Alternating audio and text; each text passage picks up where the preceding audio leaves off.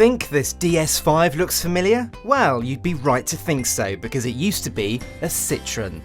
But you won't find a Citroen badge anywhere on this car. That's because it's not a Citroen. You see, Citroen has taken its upmarket DS models and created its own standalone premium brand called, you guessed it, DS.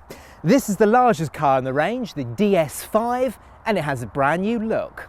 So there's a new grille, some fancy new headlights, and DS badges for the boot. And that's it.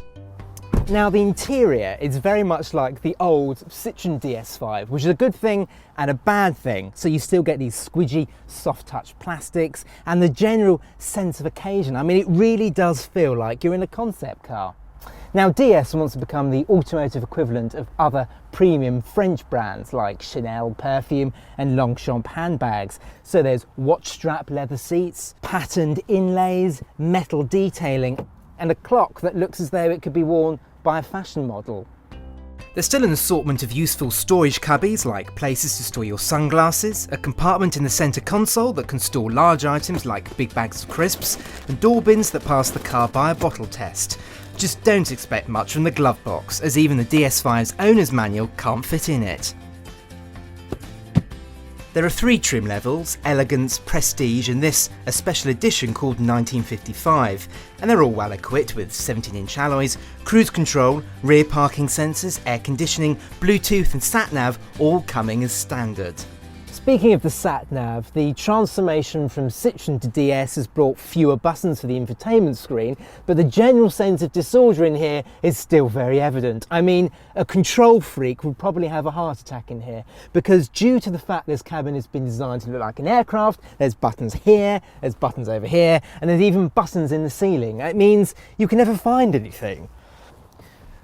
Now from the outside, you'd think the DS5 is your typical large French car, but back here things are a little bit different. I mean, if I sit upright, I'm struggling for a little bit of headroom due to the sloping roof. That said, it is very airy in here thanks to the glass roof. There's more than enough space for a large bottle of water.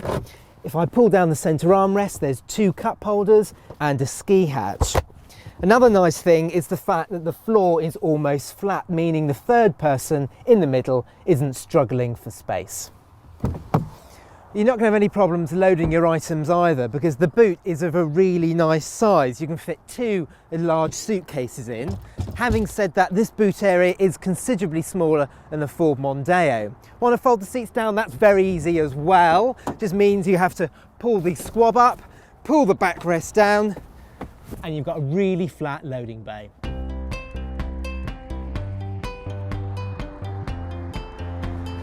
Now you can buy a DS5 with a 1.6 turbo petrol engine, but that's not particularly economical. There's also a 4-wheel drive diesel hybrid, but that's expensive to buy. So you're left with the 2 diesel engines. Now there's an entry-level 1.6 or a 2-litre.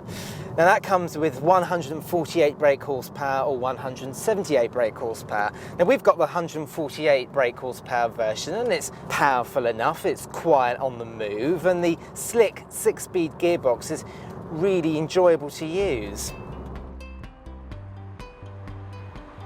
One of the biggest criticisms of the old Citroen DS5 was the way it rode. Big Citroens of old have always handled and rode as though they're on a magic carpet. They were fantastically comfortable, but hit a pothole or a bump in the old DS5 and it felt as though you'd fallen down a flight of stairs.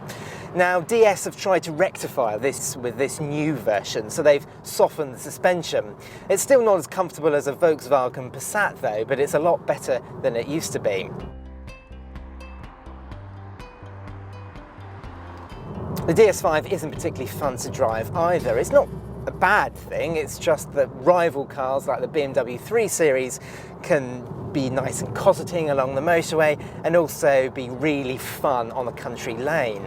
And that's largely due to the steering in this car. It's a little bit soft, and also the fact that this car feels incredibly wide.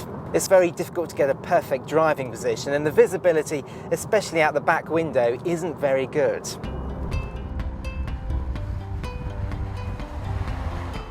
The transformation from Citroen to DS has been a success. The DS5 is cheaper to run thanks to a new engine, the suspension is softer, and the new nose gives the DS5 its own identity.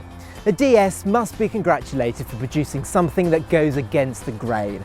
But if you do go for one, you're going to have to put up with steep depreciation and limited resale appeal. But if your heart is set on the DS5, you'll want to check out its competitors. So click the video on the left to see our review of the Ford Mondeo, or the video on the right for our review of the BMW 3 Series GT.